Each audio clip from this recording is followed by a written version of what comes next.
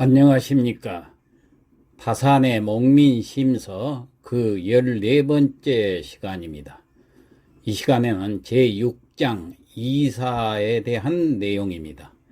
이사라는 것은 이는 임할 이자, 일사자, 일에 임한다는 것. 다시 말해서 관리가 부임을 해서 실무를 맡아보는 일을 이사라고 그렇습니다. 자, 문장을 보겠습니다. 권명계좌하야 내 이관사하니라. 자, 권명 그 이튿날 날이 밝으면 새벽에 계좌라는 것은 10개자 안질좌자인데 이 안질좌자가 왜 들어갔냐 하면은 이 관아의 그 장이 수령이 등청을 해서 직무를 시작하는 것을 가리켜서 안질자자 일어날 기자를 써서 좌기라고 그렇습니다. 그래서 이 좌기를 시작을 했다 해서 10개자 안질자자를 써서 계좌라고 그렇습니다. 그러니까 정사에 임했다 그런 얘기예요. 자, 이 문장을 가지고 다산 선생 해설을 좀 더 들어보면은 상사에게 보고할 문서로서 예규에 따른 것은 즉시 성첩을 하고, 성첩이라는 것은 서명을 해가지고 인장을 찍는 걸 성첩이라고 그럽니다. 이 공문에 도장을 찍어야 되죠. 자, 공문 작성의 규정에 그렇게 되어 있습니다. 그 중에 사리를 논술해야 할 것은 반드시 아전이 초안한 것을 가져다가 수정을 해서 다시 정서를 하게 됩니다. 자, 민간에 대하여 발령하는 것은, 발령이라는 것은 영을 내리는 것은 글자 한자, 말 한마디라도 소홀히 해서는 안 된다고 했습니다. 반드시 이 책에 나오는 6전의 36조항의 규정을 참고로 해서 하나하나 검사하고 거기에 터럭만큼의 간사한 점이나 거짓이 숨어있지 않다는 것을 확인한 뒤에 성첩을 해야 됩니다. 그 중에 혹 의심나는 것이 있으면 부끄러워하지 말고 수리를 불러서, 수리는 수석 아전을 얘기하죠. 자세히 물어보는 것이 좋습니다. 알지도 못하면서 수령이라고 그래서 아는 체 하다가 아전들의 농간하는 수법에 넘어가는 그런 어리석은 일을 저지르지 말아야 하기 때문에 그렇습니다. 등청한 뒤에 10여일 동안은 형벌을 쓰지 않는 것이 좋습니다. 그리하여 안팎으로 퍼지는 소문이 새 수령은 관우하기만 하여 모질고 사나운 일을 하지 못하는 사람 같다고 전해지게 하는 것이 좋다. 이렇게 다산 선생은 얘기를 하고 있습니다. 자, 그 다음 문장을 보겠습니다. 시일 발령 어삼인하야 숨막 구원하니라. 시일, 이날, 이 시자 이날 발령, 영을 내려서 누구에게? 사민, 백성들에게. 그 일반 백성들을 사민이라고 그렇습니다. 순막이라는 것은, 이 순은 물을 순자입니다. 묻는 것. 여기서 막이라는 것은 병이나 고통, 이런 폐단을 가리켜서 막이라고 그렇습니다. 그래서 이 고울에 고통이 무엇이 있는가 하는 것을 구원, 묻고 거기에 대한 말을 듣는 것, 즉 진언을 요구하는 것, 이것을 순막 구원이라고 그렇습니다. 다시 해석해 보면은 이날 사림과 일반 백성들에게 명령을 내려서 무엇이 이 고울의 고통스러운 점이 무엇이 있는가 하는 것을 물어보고 진언을 요구하는 것이 그 다음 순서입니다. 자, 이거에 대해서 다산 선생의 말씀을 들어서 좀 더 해설을 해보겠습니다. 관내에 통첩을 내려가지고 사림과 일반 백성들에게 이렇게 알립니다. 현령의 시행을 군민에게 알린다. 본관은 국가의 은혜를 입어 이 고을의 수령으로 오게 되었다. 밤낮으로 근심하고 두려워하는 마음 어찌할 바를 모르겠다. 고을에 예전부터 내려오는 폐단이나 병폐스러운 일이 있거든 한 방리에서 사리를 아는 자 5, 6인이 모여서 자세히 의논한 뒤에 조항을 열거하여 구체적으로 서면에 써서 가져오너라. 혹은 온 고을을 통한 공동의 폐해와 혹은 한 방리, 한 마을에만 편지한 고통을 각각 딴 종이에 쓰고 일방의 것을 총괄하여 각각 한 서장을 갖추어서 지금으로부터 7일 이내에 일제히 바치도록 하라. 혹이나 아전, 군교, 호시한 자들의 일로서 후한을 염려하여 드러내 말하기를 좋아하지 않는 것이 있다면 각기 얇은 종이에 쓰고 봉해서 지정한 달의 정오에 동시에 관청의 뜰에 와서 나의 면전에서 직접 바치도록 하라. 그러나 방리의 사사로운 폐해를 사심을 품고 헛되게 과장해서 그 실상을 숨기거나 뜬 말을 꾸미는 자가 있다면 그들은 마침내 죄에 걸린다는 것도 아울러 조심하도록 하라. 이렇게 해서 영을 내리는 겁니다. 자, 그래서 새 수령이 부임하면은 소의 밀도살이라든가 술의 밀조라든가 소나무의 그 체벌을 금지하는 것을 거듭 강조하는 것이 상례처럼 되어 있으나 이 통첩에 다 갖춰졌으니 하지 않는 것이 좋겠다. 이렇게 다사는 해설을 하고 있습니다. 자, 그 다음 문장 하나 더 보겠습니다. 시일 유민소 지장하야 기재비 의관이니라. 자, 시일 이날에 유민소지장이라. 민소지장이라는 것은 백성들의 소장이 그 말이에요. 유 있으면은 들어오면은 기제비의가 아니니라. 그 제비라는 것은 그 소장의 제목에 대한 비는 비간, 다시 말해서 그 판결문에 대한 비답을 마땅히 간결하게 해서 내려준다. 그런 얘기예요. 다시 해석해 보면 이날에 백성들의 소장이 들어오면 그 판결하는 그 제사를 간결하게 할 것이다. 자, 이 문장을 다산 선생 말씀 들어서 좀 더 해설을 하자면은 치현결에서 이렇게 얘기를 하고 있습니다. 치현결이라는 것은 치군요결이라고도 불려지는데 영조 정조 때에 편찬한 그 목민서인데 이게 많이 인용을 하고 있습니다. 다산 선생은. 그런데 이 목민서를 지은 그 저자는 알 수가 없습니다. 자, 이 치현결이라는 목민서에 이렇게 얘기를 하고 있습니다. 백성들의 소장에서 아래오는 바는 엄하게 판결을 하지 않고 마땅히 양편을 대질시켜야 하며 한편의 말로서 가볍게 판단해서는 안 된다. 싸우고 때린 일로 와서 고소하는 자는 더욱 그 말을 믿고 가볍게 체포해서는 안 될 것이다. 또 이렇게도 얘기를 하고 있습니다. 이 치헌결이라는 목민서에는 고소장을 처리하는 일은 본래 말단의 사무에 속하며 정신 쓰는 것도 한도가 있어서 모두를 상세히 다룰 수가 없다. 머리와 몸을 모두 그것에만 쏟고 무슨 일을 할 수 있겠는가?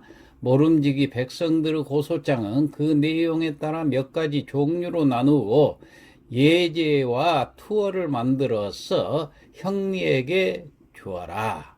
형리를 뽑되 큰 고을은 4명, 작은 고을은 2명으로 하여 그들로 하여금 백성들의 고소장을 받아서 종류에 따라 분류하고 이 예제와 투어를 쓰게 하고, 여기서 예제와 투어라고 그랬는데 예제라는 것은 그 관하에서 백성들의 소장을 처리함에 있어서 그 내용에 따라 판결 예가 있습니다. 이 예를 만들어 가지고 그에 따라서 하라는 얘기입니다. 그 예제와 투어를 만들어서 형리에게 주라고 그랬습니다. 그러면 형리는 그걸 보고 이제 판결을 내리는 거예요. 자, 형리를 뽑되 큰 고을은 4명, 작은 고을은 2명으로 해서 그들로 하여금 백성들의 고소장을 받아서 종류에 따라 분류하고, 그래서 이 예제와 투어를 쓰게 하고 날짜의 왼편에 스스로 이름을 써서 훗날 참고가 되게 함으로써 농간과 거짓을 방지하면은 비록 하루에 1만 가지 소송을 처리하여도 어렵지 않을 것이다 그랬습니다. 가령 전답과 노비에 관한 소송이면은 예제에 양편이 각기 문건을 가져와서 서로 대질하라 이렇게 써 있습니다. 그러면은 만약 춘분을 이미 지난 후에 전답의 소송이 있으면은 예제에 전답의 소송을 할 때가 아니니 추분을 기다려서 다시 소송하라 하고, 또 농사에 흉년이 들었을 때 노비 소송이 있으면은 예제에 이렇게 써 있습니다. 흉년에 노비를 추세하는 것은 국가의 금령이 있으니 가을을 기다려서 다시 하라 하고, 만약 역을 지는 노비가 목전에서 도망가서 고을 안에 숨어 있는 경우에는 여기에 해당되지 않는다 그랬습니다. 빚돈 때문에 소송했을 때에는 예제에 써 있기를 빚진 사람이 신용이 없는지 빚준 사람의 독촉이 지나친 것인지 양편이 대지를 해가지고 처리하라. 만약에 빚진 사람이 농부이고 농사가 바쁜 철이면 예제 춘궁기에 빚돈 거두는 일은 삼옥에 어긋나는 일이니, 여기서 삼옥이라는 것은 공사의 규칙이라고 정해져 있는 것이 있습니다. 그거에 어긋난다 그런 얘기예요. 그러니까 추수철을 기다려서 다시 소송을 하라 하고, 만약 빚진 사람이 장사꾼이거나 뱃사람일 때에는 이에 해당되지 않는다고 했습니다. 지주가 경작권을 빼앗아서 전객이 와서, 여기서 전객이라는 것은 남의 농토를 빌려가지고 농사짓는 소작인을 가리켜서 전객이라고 그렇습니다. 그 전객이 와서 소송한 경우이면은 예제에 지주가 다른 사람의 청탁을 받았는가, 전객이 농사에 게으르기 때문인가를 그 마을의 여러 상호 속칭 그 두민이라고 하는데, 여기서 두민이라는 것은 각 마을에 나이가 많고 식견이 높은 사람을 가리켜서 머리두자를 써서 이 두민이라고 그렇습니다. 이 두민이라 한들 공평하게 의논하고 결정하여 다시는 소송하는 일이 없게 하라 하고, 만약 지주가 세력이 있고 부자여서 가난한 정객이 경작권을 빼앗긴 경우면은 형리로 하여금 이를 뽑아서 보고하게 하라. 또 논에 물대는 일로 싸워서 약한 사람이 소송하면은 예제에 물길을 막은 자가 유력하고 강한 사람인가, 물길을 훔친 사람이 간사한가를 그 마을의 여러 상호들이 공평하게 의논하고 결정을 해서 다시 소송하는 일이 없게 하라 이렇게 말을 했습니다. 만약 마을의 의론이 불공평해서 다시 소송해 오면은 상호를 죄주고 누락되는 사람이 없게 하라고 그랬습니다. 품팔이꾼과 고용주가 품삯 때문에 다투어서 품팔이꾼이 와서 소송한 경우에는 예제에 고용주가 신의가 없는가, 품팔이꾼에게 죄가 있는가, 그 마을에서 공평하게 의논하고 결정하여 품값을 더 줌으로써 다시 소송하는 일이 없게 하라 이렇게 하고 있습니다. 또 그 마을의 상호에게 맡겨라. 싸우다가 상처를 입어서 그 친속이 와서 소송하는 경우에는 예제에 중상이면은 범인을 감금해서 고한 30일을 채우게 하였다가 구류기간이 지나면 그 마을의 공의로 압송해서 본관의 처치를 받도록 하라 하고 마을의 상호에게 맡겨라.